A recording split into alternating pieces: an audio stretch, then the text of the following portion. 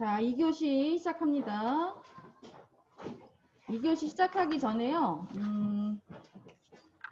최정빈, 네, 최정빈은 요즘에 읽고 있는 책이 뭐예요? 요즘에 읽고 있는 책, 시집 제목이 뭐예요?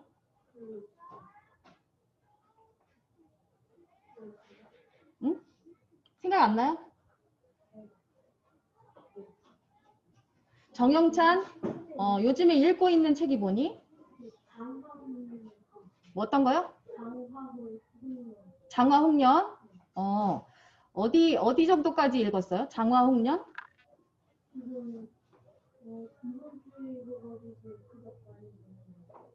그 언제까지 읽을 예정인가요? 금요일까지.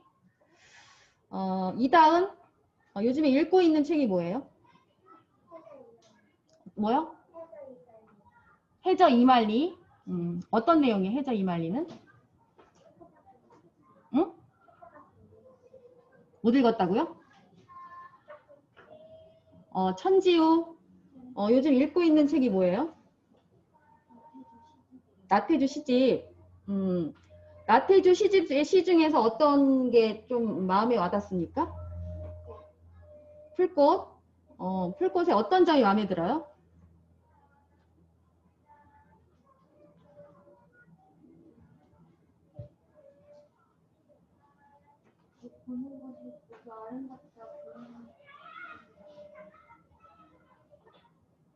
요즘에 읽고 있었다기보다는 그냥 알고 있는 시를 좀 얘기하는 것 같은데? 선생님 생각에? 맞지? 자, 지금 이 얘기를 하는 이유는 갑자기 너 요즘 읽고 있는 책이 뭐니? 라고 물어봤을 때 그거를 자신 있게 말할 수 있는 사람이 몇 명이나 될까? 몇 명이나 될 것 같니? 거의 없을걸요? 거의? 그만큼 책을 안 읽는다는 얘기죠. 그쵸? 너가 그동안 읽었던 책 중에 가장 감명 깊게 읽은 책이 뭐니? 라고 물어봤을 때 자신 있게 대답할 수 있는 사람 손 들어보세요. 없을걸요? 그만큼 독서량이 너무 부족하다는 얘기고, 선생님이 지금 얘기하는 거는 요즘에 읽고 있는 책이 뭐니라고 물어봤을 때 정확하게 그 제목과 그 책의 내용이 뭔지, 그리고 내가 어떤 부분에서 어떤 느낌이 들었는지를 정확하게 말로 할 수 있도록 독서를 항상 하라는 얘기입니다. 그 다음, 너가 그동안 지금 5학년까지 이렇게 다니면서 학교 다니고 이렇게 생활하면서 정말 너무너무 좋아하는 책 이름이 뭐니? 라고 물어봤을 때 책 이름과 책 제목과 책 내용과 자기가 어떤 부분 때문에 좋아하는지를 말할 수 있도록 독서가 생활화돼야 됩니다. 근데 그렇게 지금 할 수 있는 사람이 내가 알기로는 한 명도 없는 걸로 알고 있어. 대부분의 아이들은 그렇게 안 하거든. 지금 이렇게 얘기하는데 지금 손장난 하고 있고 자세 바르게 하세요. 자세 바르게. 내가 니네들 책상에 앉아서 딴짓하고 막 뭐 낙서하고 막 손장난하고 이러는 거 하나하나 다 간섭할 수 없어. 앞으로는. 자기가 알아서 해야 돼. 자기가 알아서. 지금 정신을 내가 지금 니네 정신 무장시키는 거야. 집에 가서 공부하는데 원격학습 하는데 똑같이 학교에서처럼 똑같이 하기를 원하는 마음으로 정신무장 시키는 거야. 그 자 내려놔. 최지호 자 내려놓으세요. 이렇게 얘기하는데도 자기 이름 안 부르면 난지 몰라. 이제 지적할 거야. 나 원격으로도 지적할 거야. 줌으로도. 엄마들 지금 보는 사람도 있어요. 같이 보는 사람 보시는 분 계세요. 소리 다 들리기 때문에 지적할 거야 이제. 자, 독서 하루에 20분이라도. 하루 20분 독서. 그게 가장 최소야. 야, 10분은 책 가져와서 책장 넘기고 하면 10분이지. 10분은 좀 그렇고 20분. 적어도 20분. 적어도 20분은 책을 한 페이지를 보더라도 니네 밥 아침, 점심, 저녁 세 끼 다 먹지? 아침, 점심, 저녁 세 끼 밥 먹는 것처럼 독서도 적어도 20분은 해야 된다. 그 얘기야. 교과서 말고요. 교과서 그다음에 학원 문제집 말고 독서 읽는 책 있잖아. 책을 적어도 20분 정도는 적어도 20분이야. 어? 많이 보는 사람은 막 하루에 1시간, 2시간도 봐. 어? 근데 막 수준 낮은 책이 아니야. 만화책 말고 수준 낮은 책 말고. 어? 선생님이 그 저기 도서 목록 나눠줬죠? 거기 있는 거는 거의 다 읽어야 돼 이제. 거기 나온 책이 인문도서 목록이 나중에 너희 저기 대학 갈 때 논술 볼 때 거기 다 필요한 책이야. 미리미리 읽어놓으면 중학교 고등학교 때 막 공부하기 바쁜데 그 책까지 읽어야 되면 얼마나 바쁜지 알아. 그러니까 미리미리 초등학교 6학년 때까지 내가 목표를 세워. 거기 인문도서 목록 100권 선생님이 준 거 있죠. 거기 있는 거를 나 6학년 졸업할 때까지 다 한 번씩은 다 읽을 거다. 계획을 목표를 딱 세우라고. 그래서 그거를 차근차근 하나씩 읽은 거를 이렇게 표시하는 거야. 어? 거기다 좀 더 좀 디테일하게 나는 그래도 읽은 책을 나는 내가 나중을 위해서 정리를 미리미리 써놔. 뭐 이렇게. 응? 요약 정리. 뭐 줄거리는 뭐고 느낌은 뭐고 이거에 대한 이 책의 내용이나 이 책에 나오는 등장인물에 대한 나의 생각 이런 걸 적어놓는 거야. 이렇게. 그냥 이렇게 A4 용지 한 반 정도 되게 한 요만큼씩 책 한 권에 대해서 내 거를 만들어 놓는 거야, 이렇게. 어? 포트폴리오가 되는 거지? 야, 그러면은 하나, 둘 해서 100권을 내가 다 채우면, 야, 이거 초등학교 6학년 졸업할 때까지 100권을 다 채워놓으면 난 중고등학교 때 고생 안 해도 돼. 근데 책을 안 읽어 놓는 애들은요, 고등학교 때 막 문제풀이하고 수능 공부하고 바빠 죽겠는데 그 책까지 다 읽어야 돼. 그럼 얼마나 바쁘겠니? 잠 못 자고 막 책 읽어 어떤 애들 진짜 내가 봤어. 어? 수학 문제집 풀고 막 하고 있는데 그 책을 읽어야지 논술을 하니까 그거 막 책 읽는 거 봤다니까. 막 새벽 3시까지 책 읽고. 그러니까 고생하니까 미리미리 다 해놓으면 내가 읽어놓은 책에 대해서 여기다 정리를 해놓으면 나중에 가서 버리지 말고 이거 가지고 있으면 이게 뭐가 되는 거야? 어? 내 보물이 되는 거야, 보물. 필요할 때 찾아보는 거야. 내가 읽었었지. 그리고 생각이 잘 안 나면 그 책을 다시 한번 읽어보면서 다시 좀 기억을 되살리고 이렇게 해서 자기 거를 만들어서 자기가 좀 경쟁력을 키워야지 남들과 달라지는 거지. 남들 글 안 한다고 자기도 똑같이 안 하면 나도 똑같이 하향 평준화 되는 겁니다, 여러분. 절대 그런 사람 되지 말고 나는 다른 사람과 다른 특별한 뭔가를 좀 그런 걸 찾아서 차근차근 계획을 세워서 해놓기를 바랍니다. 알겠죠? 자, 그러면 사회책 110쪽 오늘은 이번 시간에는 독립신문, 그 다음에 독립협회 활동에 대해서 알아보겠습니다.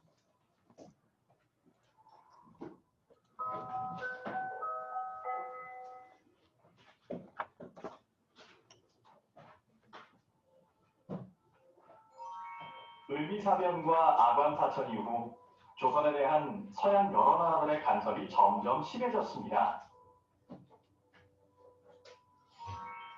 그리고 외세가 나라의 이권을 침탈해 조선의 국권은 위협을 받았죠.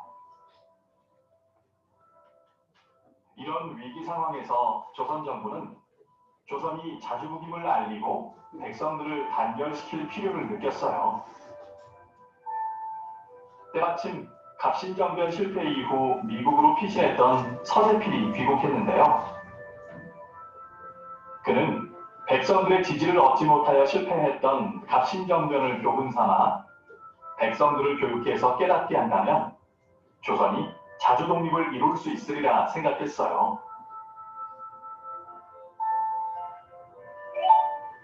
그래서 정부의 지원을 받아 독립신문을 창간했고 이를 통해 나라 안팎의 소식을 백성들에게 알리며 자주독립을 강조했답니다. 그로부터 3개월 뒤에는 정부의 관료와 개화파 인사들이 참여하는 독립협회가 설립되었죠. 독립협회는 자주독립 의식을 고취하고자 청해 사신을 맞이하던 영은문이 있던 자리 부분에 독립문을 세웠는데요. 이는 외세의 그늘에서 벗어나겠다는 의지를 나타낸 것이었습니다. 또 만민공동회를 열어 누구나 사회 문제에 대해 자신의 생각을 말할 수 있게 했는데요. 만민공동회에 모인 사람들은 정부의 정책과 사회 제도를 비판하는 등 다양한 의견을 주고받으며 자주독립의 필요성을 주장했답니다.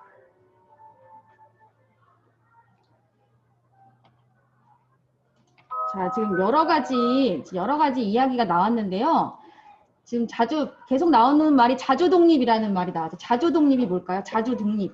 나라 스스로 다른 자주독립이라는 말은 우리가 일본의 세력에서 벗어나서 독자적으로 권력을 갖는 그런 나라로 다시 이렇게 선다는 거죠. 다시 자주독립. 그러니까 다른 나라의 도움을 받아서 국권을 찾는 게 아니라 우리 스스로의 힘으로 일본의 세력으로부터 벗어나는 것. 이것을 자주독립이라고 합니다. 자, 그래서 을미사변 아간파천 이후에 조선의 상황은 서양 여러 나라들의 간섭이 심해졌어요. 뭐 우리 병인양요, 신미양요처럼 프랑스, 뭐 미국, 아까 러시아, 아간파천 러시아도 있었고요. 일본도 있었고요. 그 서양 강대국의 여러 나라들의 간섭이 심해집니다. 그리고 외세가 그 외국 세력이야. 외세가 나라의 이권이 뭐야? 이권. 나라의 이권을 이권이 뭐야? 이득을 얻을 수 있는 권리. 이득을 얻을 수 있는 권리를 이권을 침탈해 뺏어서 조선의 국권이 위협을 받았다. 예를 들어서 이렇게 일본이 일제가 배를 타고 이제 부산 항구에 들어왔어. 그 항구에 들어올 때 항구에 들어오는 배들한테 다 이렇게 돈을 받는 거야. 이거를 우리 조선에서 해야 되는데 일본 사람들이 와서 거기서 돈을 받고 있어.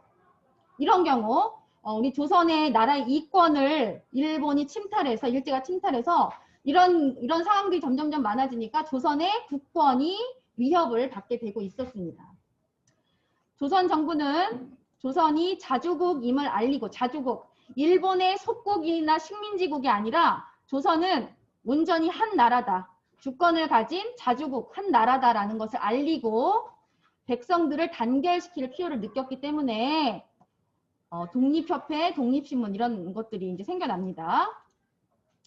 자, 이런 상황에서 조선 정부와 백성들은 서재필이라는 사람이 누구라고요? 서재필이라는 사람이 정부의 지원을 받아서 독립신문을 창간해요. 독립신문을 만들어요. 나라 안팎의 소식을 백성들에게 알립니다. 백성들에게. 그때는 무슨 뭐 TV나 라디오, 인터넷이 없었잖니. 신문으로밖에는 알릴 수가 없었어. 그 다음에 정부의 관료, 그 다음에 개화파 인사들이 참여하는 독립협회 단체가 생겼다는 거죠. 그 다음에 영은문이 있던 영은문, 서울에 이제 청나라 사신이 이렇게 오면은 그 청나라 사신을 이렇게 맞이하던 그곳에다가 이렇게 영은문을 세워놨었거든요, 전에. 왜냐면 청나라가 우리나라 조선하고 무슨 관계였어요? 뭐 형제관계, 군신관계 막 이랬었죠. 그렇기 때문에 청나라가 군신 임금이고 조선은 신하였기 때문에 신하의 나라에서 청나라 왕의 나라 사신을 맞을 때는 극진히 대접을 한다는 의미로 영은문을 세웠는데 그 영은문이 있던 자리 부근에 독립문이라는 걸 세웠어. 독립문. 우리나라는 조선은 청나라의 신하의 국가도 아니고 일제의 소국도 아니다. 우리는 독자적인 주권을 가진 독립국가다라는 것을 알리기 위해서 그리고 그 독립의식을 좀 높이기 위해서 독립문이라는 걸 세웠다. 지금도 있습니다. 자, 그 다음 만민공동회라는 걸 열어요. 만민공동회를 열어서 누구나 사회 문제에 대해서 자신의 생각을 말할 수 있게 뭐 토론회 같은 거죠. 토론회.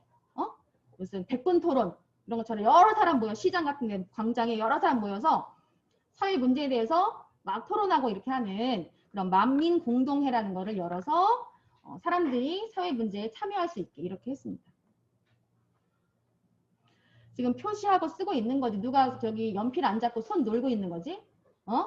연필 잡고 꼭 밑줄 치고 표시하고 쓰고 이렇게 하라고 했습니다. 손 놀지 마세요.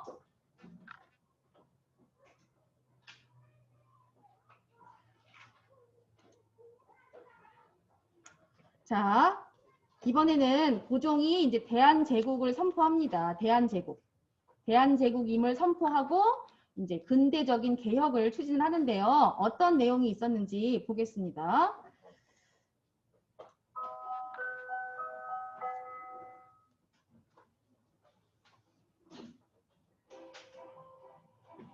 독립협회의 활동으로 자주 독립에 대한 백성들의 열기가 높아진 1897년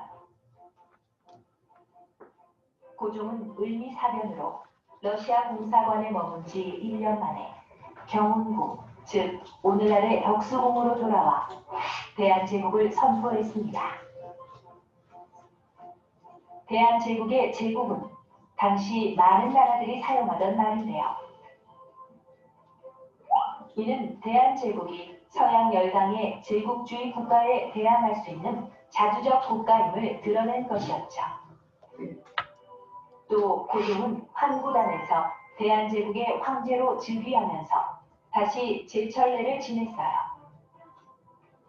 중국과의 관계를 고려해 그동안 조선에서 할 수 없었던 제철례를 함으로써 대한제국이 중국과의 4대 관계를 청산하고 서양 여러 나라들과 일제의 간섭에서 벗어난 자주독립국임을 상징적으로 보여주었답니다.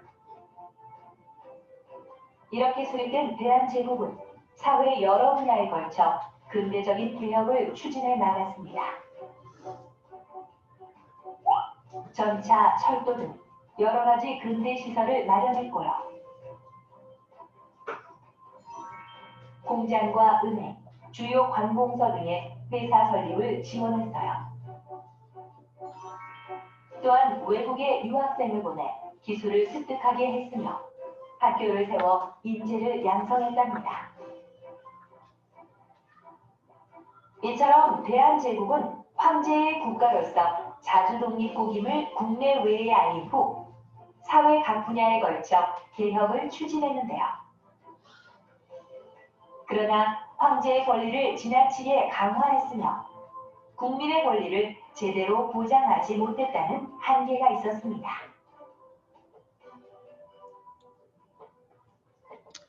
이때까지만 해도 조선의 왕한테 황제라고 안 했고 중국의 왕을 황제라고 불렀죠. 그리고 우리나라는 전하 이렇게 불렀어. 전하. 그리고 그렇기 때문에 황제라는 칭호를 이때 고종이 처음 사용합니다. 그래서 고종 황제 뭐 이렇게 얘기합니다.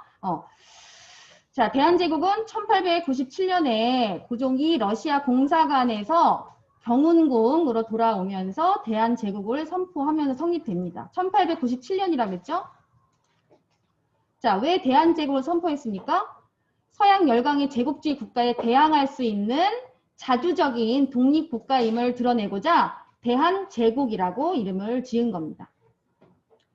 고종이 환구단에서 황제 즉위식을 연 의미, 환구단은 황제가 하늘에 제사를 지내고자 둥글게 이렇게 쌓은 단을 환구단이라고 하는데요. 환구단에서 황제 즉위식을 열었는데 의미가 뭐냐면 대한제국이 중국과의 4대 관계를 청산하고 4대 관계? 약자가 강자를 섬기는 관계. 그러니까 조선이 청나라를 섬기는 그런 관계. 4대 관계였죠. 근데 이런 관계를 청산한다. 없앤다. 없애고 서양 여러 나라들과 일제의 간섭에서 벗어난 모임을 자주 독립국임을 상징적으로 보여주기 위해서 고종이 환구단에서 황제 즉위식을 열었습니다.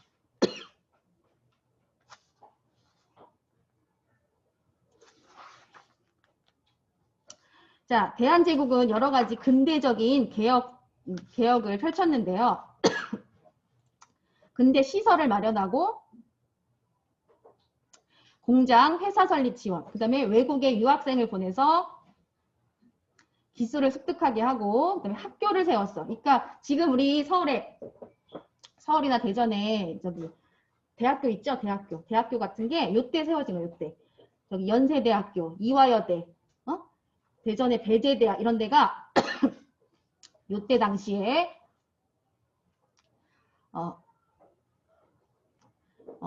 세워진 학교입니다. 인재를 양성하기 위해서 세워진 거예요. 자, 대한제국이 추진한 이 근대적인 개혁의 의의는 황제의 국가로서, 그러니까 청나라의 그런 4대 관계를 청산한 황제의 국가로서 자주 독립국임을 국내외에 알린 후에 사회 각 분야에 걸쳐 개혁을 추진했다는 것이 중요한 의의라고 할 수가 있겠고요. 한계는 황제의 권리만 또 지나치게 강화를 했고 백성의 권리는 또 제대로 보장하지 못했다는 한계, 문제점이 있다는 거죠. 지금 연필 안 잡고 있는 애 누구야?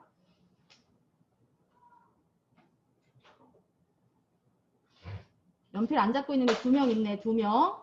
조형찬, 최지호 연필 안 잡고 있네. 응?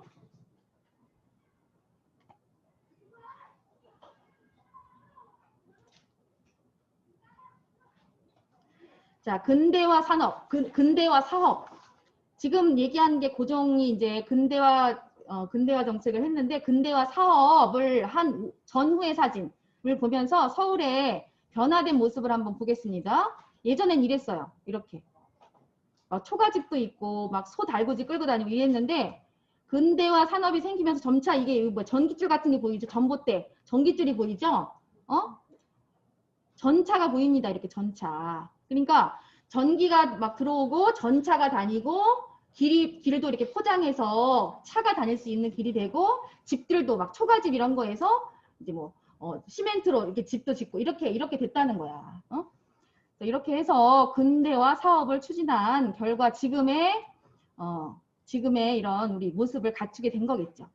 도로가 넓어졌고 도로 양옆에 있었던 초가집이 사라졌어요.